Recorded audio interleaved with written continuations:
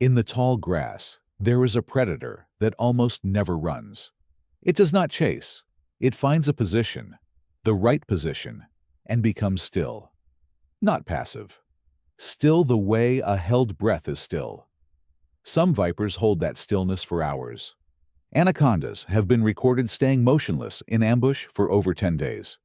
To the untrained eye, nothing is happening. And then, in a fraction of a second too fast to properly see, it strikes, and it's already over. For over a decade now, a Norwegian striker has been playing football almost exactly the same way.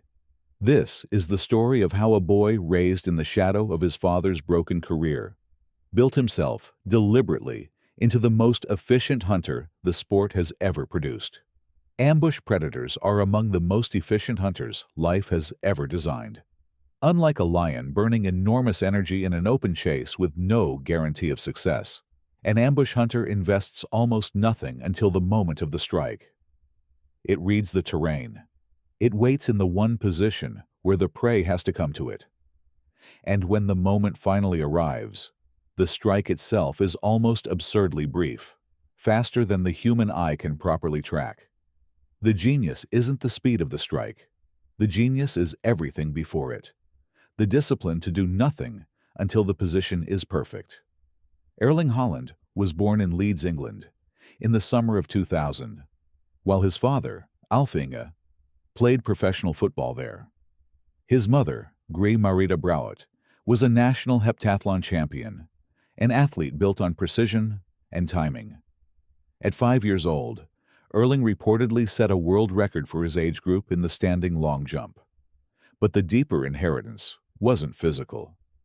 In 2001, during a Manchester derby, Alf Inge Haaland was the target of one of the most notorious tackles in the sport's history, a challenge widely reported as deliberate retaliation for an incident years earlier.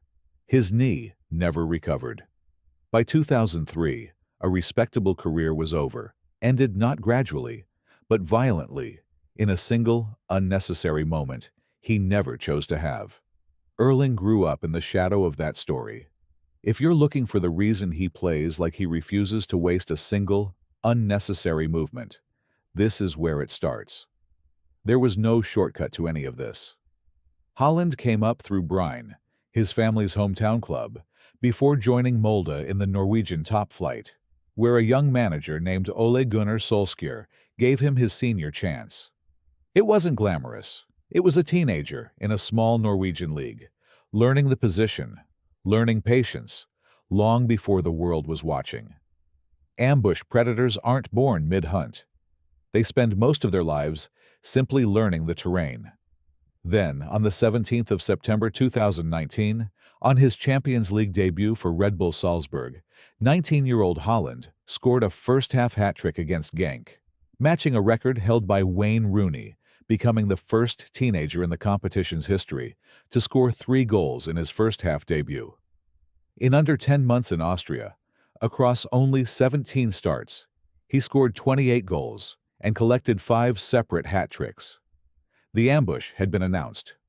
The rest of European football had 6 months to prepare for it. Dortmund paid roughly €20 million for him in January 2020, a fee that, in hindsight, is almost comically small. Analysts who studied his movement noticed something specific. When the ball swings toward the byline, most strikers instinctively sprint for the near post, chasing the earliest possible touch. Haaland does the opposite. He stays central, holding position, creating separation from his marker instead of reacting to the ball. He isn't the player covering the most distance on the pitch. He is, by design, almost never where the ball currently is, only where it's about to be. In 2022, Manchester City triggered his release clause for £51 million, a fee clubs across Europe would later describe as one of the great bargains in modern transfer history. In his very first Premier League season, he scored 36 goals in 35 appearances, breaking a scoring record that had stood since the league expanded to 38 games, a record no one had come within 2 goals of before him. 52 goals across all competitions that season, a new all-time high for an English top-flight player. Manchester City won the treble. He was the fastest player in Premier League history to reach 30 goals, and later, one of the fastest to 100. None of it required him to reinvent the sport. It required him to do the one thing he'd been building since childhood: waste nothing, and strike when the position is finally right. But even the most efficient predator in nature has one recognized weakness, and analysts have identified the exact same one in Haaland. Teams that refuse to press him, that sit deep, and simply deny him the space he waits for, take away the one thing his entire method depends on: terrain to read. A viper with nothing to strike at is still, for that moment, just a snake in the grass. It isn't a flaw unique to him.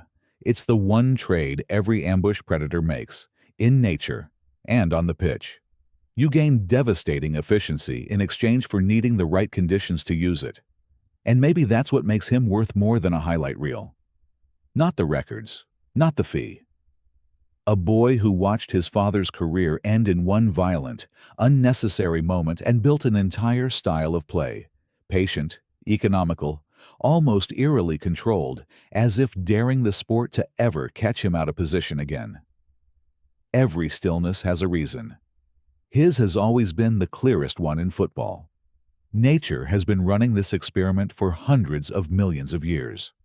The hunter who waits, against the world that eventually learns to wait it out. Erling Haaland built a career on proving that patience, taken to its absolute extreme, can outscore anyone alive. Salzburg, Dortmund, Manchester City. Different shirts, same method, same lesson. Haaland is what the Viper warned us about. That stillness, used correctly, is the deadliest weapon in nature. The only question that ever remains is whether something out there has finally learned to wait him out too.